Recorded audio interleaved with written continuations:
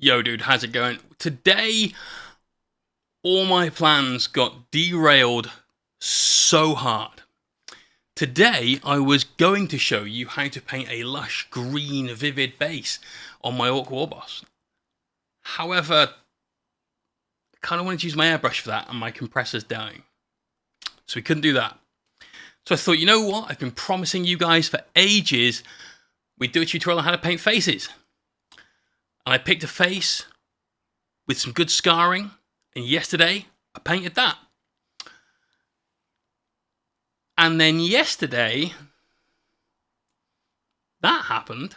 So there was going to be, right here where I am, a thumbnail showing the How to Paint Faces by Louis Sudgeon on the Heavy Metal Painting Masterclass for Warhammer Plus. But unfortunately, what this guy doesn't know when he recorded this intro is that GW have suspended my access to it, despite having charged me.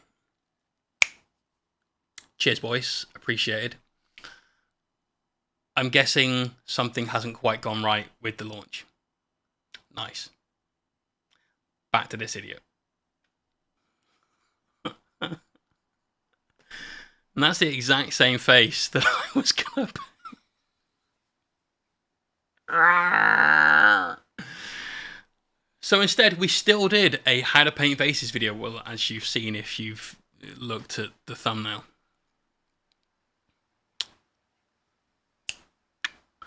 You know that.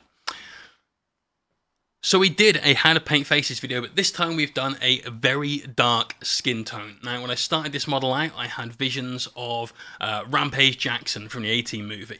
And then as I painted his eyes, I had visions of Lawrence Fishburne. And then, well, again, you've seen the thumbnail. You know exactly how this guy ended up.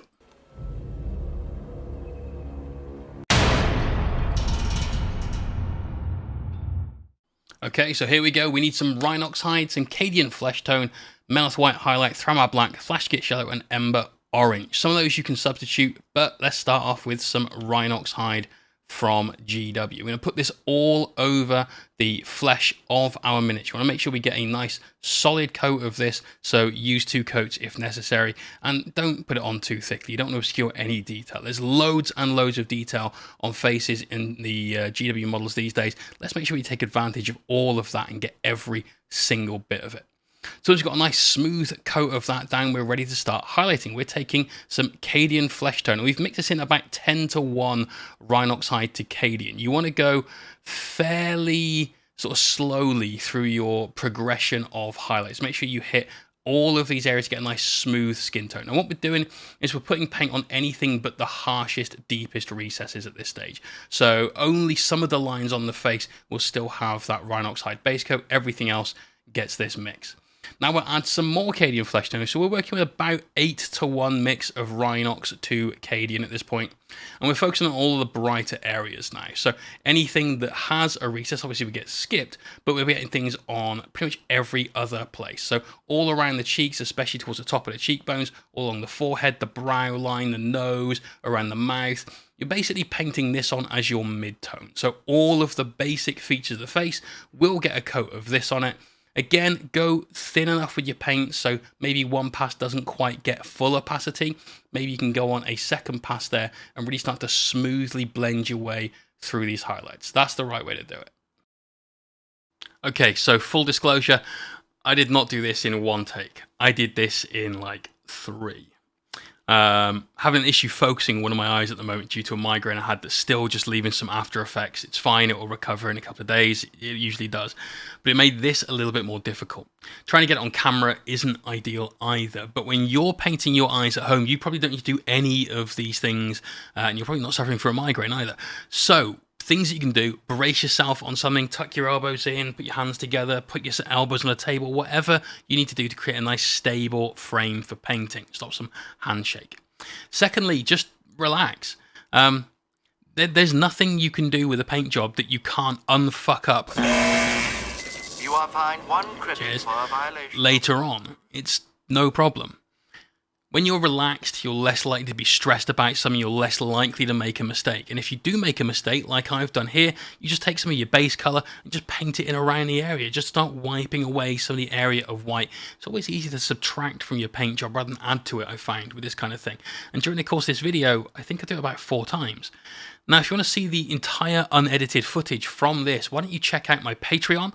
There's a link in the video description below where you can see the entirety of this brushstroke for brushstroke, just condensed down and put up there. It means you can get every single detail of this video, so when you're trying this technique, if you're not sure, you've got more to go by.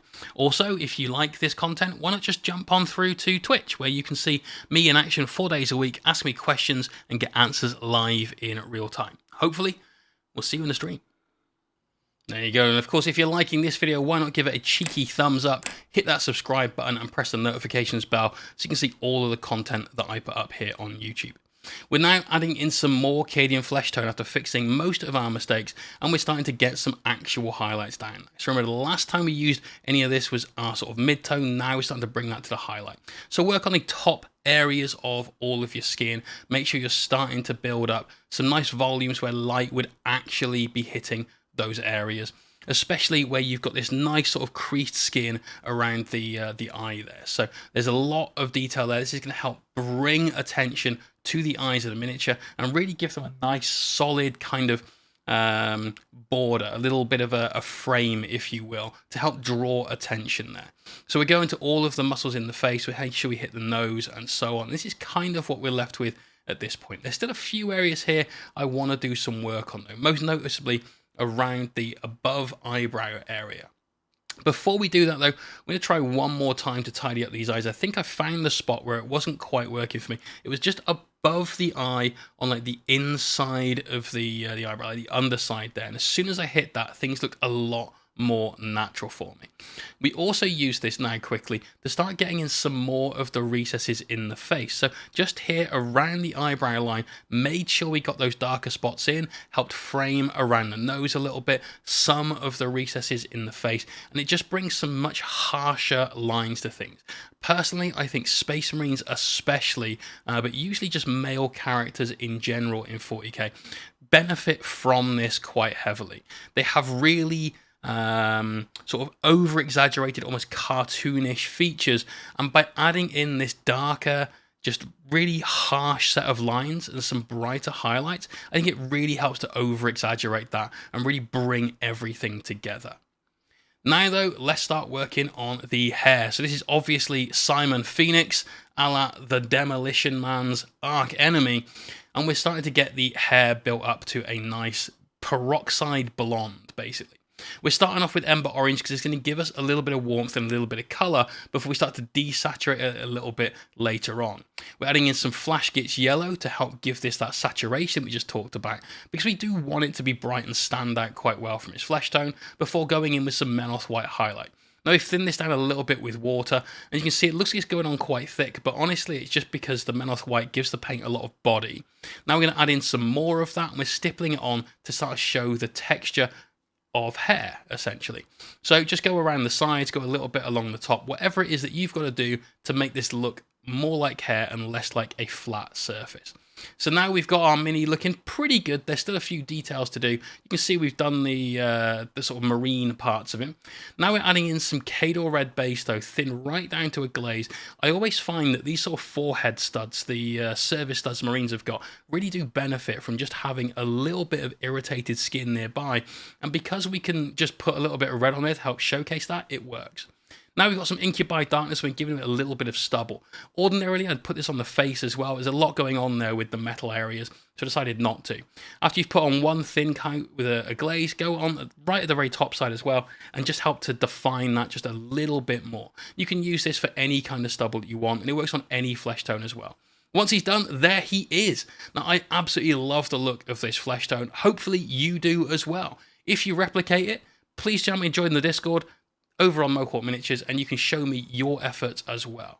Thanks very much for watching, guys. Like, comment, subscribe, and I'll see you all in the streams. Peace out.